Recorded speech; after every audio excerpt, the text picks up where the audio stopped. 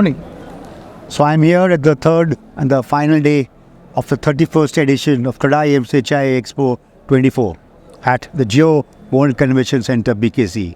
I'm here at Ashar, the Ashar stall. I'm here with CJ Mathews, who's been a dear friend of mine for I think about 2 decades. Yep. Yeah. So CJ, tell me. Good to see you again. Good to see you again. Yeah. So CJ, how has been the expo? I've had some mixed feelings. So this is the third and the final day. You're selling a lot of luxury here. Yeah, so we've got a mixed bag portfolio. We have luxury, we have commercial, we have retail, we have residential, and we've got an interesting geographic footprint as well. So as we come close to the end of the expo, I think one thing that stands out for us is that we've been able to generate quite a few leads. A lot more people know about the brand now. A lot more people know about our offerings. We've been able to also interact with a variety of people from the industry, refresh some relationships, start some new relationships. So overall, it's a win for us. So Very nice. No dire disappointments here. Definitely. Absolutely not. So I think, and you know, you've been in marketing and sales for the last so many years, working with across so many brands.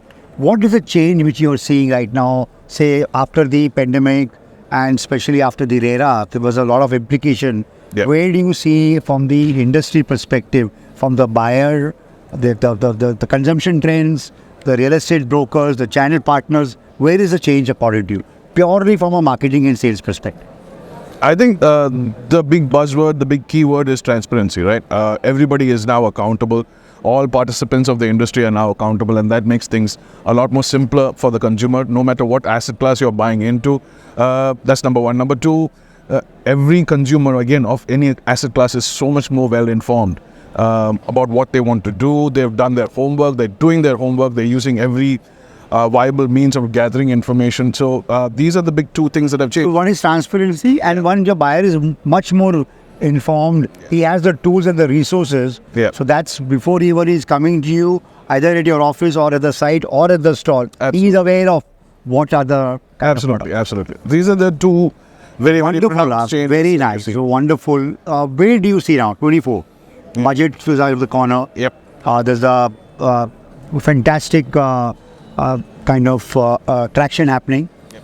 Now we had a wonderful 2023. 24, what is your, I won't do the word prediction, but your perspective of where is MMR? Because we are at the CREDAI-MCHI Expo, which represents MMR. So where do you think is the MMR and your brand, going forward for 2024? I think the keyword for a lot of people should be, if it isn't already, innovation. Find as many ways to innovate for your consumer, for the stakeholders of your business, and make sure everything is as seamless as possible.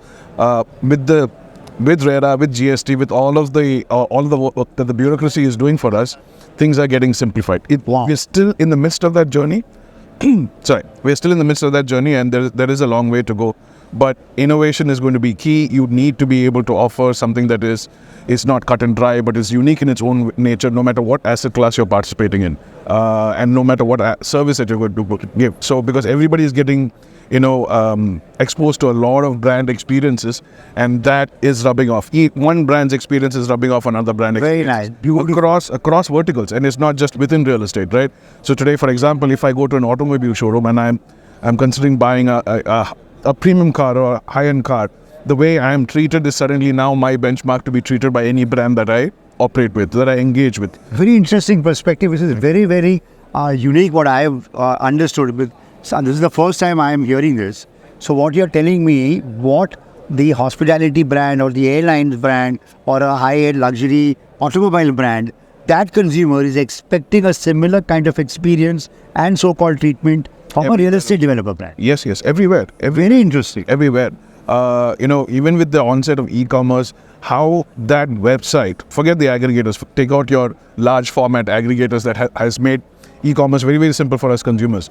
But how your B2C how your D2C guys are operating, how they're creating an experience for you online is also very, very different. There has been a huge change in how those brands are interacting with that customers, even if it's not face-to-face, even if it's not in person, right? And all of these are setting milestones, benchmarks for how as a consumer, I want to be treated? How do I want to be engaged with a brand, with a service? Very interesting. We have got some amazing insights. We understand that the Indian real estate is going through a transformation, as I call it the real estate 3.0, with digitization, with technology enablement. Spoke about brand experience. We spoke about the innovation, which is going to be the key in 24 for any real estate developer across asset class. They need to innovate.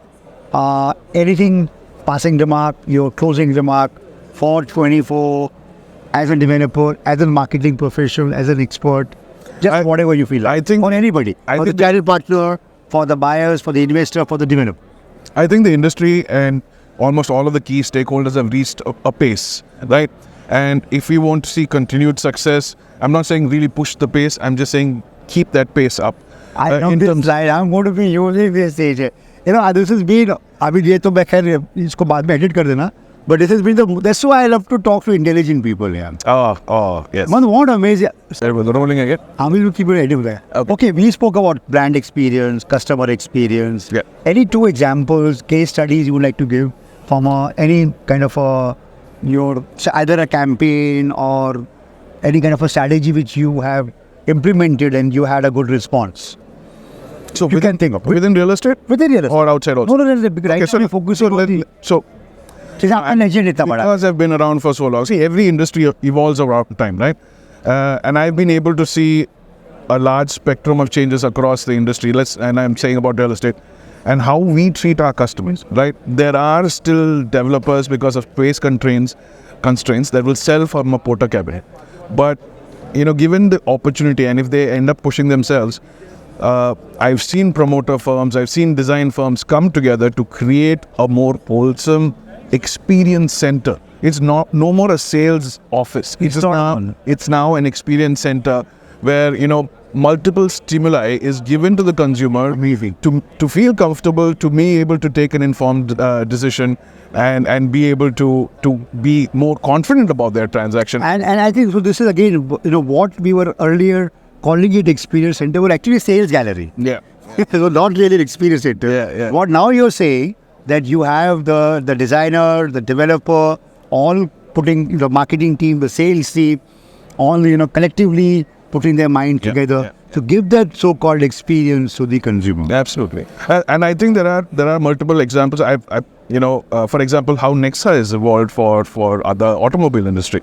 I think that is a classic example of how experiences are now tailored to the new age consumer. Amazing. So experience is new word today which we have learned. Channel partner, how important. We are still having this debate across my WhatsApp groups. There is a little bit of a insecurity or a fear of a broker कि developer तो खुद marketing कर रहा है, paper में इतने बड़े ad दे रहा है, exhibition में part ले रहा है, उनकी अच्छी sales team है, they've got Anarox of the world, Guardian is there, so the broker is feeling little bit insecure. What is your take on that? For all those channel partners, should they get scared? Should they feel there should be a fear or no? Not in such in a robust market like Mumbai is. I don't think there should exist any hesitancy or any fear.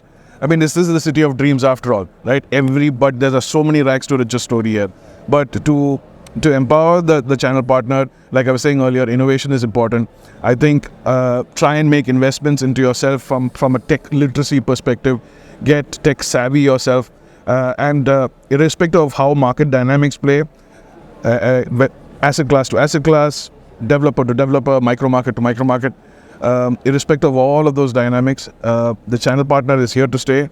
They are a very, very important cog, in the machinery for transactions to happen. Without their vote of confidence, I think the consumer might be a little lost. I agree with you, and CJ, I keep telling this, now this is a good opportunity for me. It's a good platform to reinforce this. You cannot get a better brand ambassador than the channel partner. Yes, yeah. They are really the ambassador. That does I think sense. we perhaps now with today, this exhibition, we're giving incentives to the channel partner who are booking. It's called the CP 2024. So we're moving towards that. Developers, I've been attending a few channel partner meets where brands are recognizing, they are appreciating, they're applauding the role of a channel partner. Sure. So nice talking to you as always. Sir. And congratulations on the string of awards you're winning. Thank you so much. Thank you. Thanks.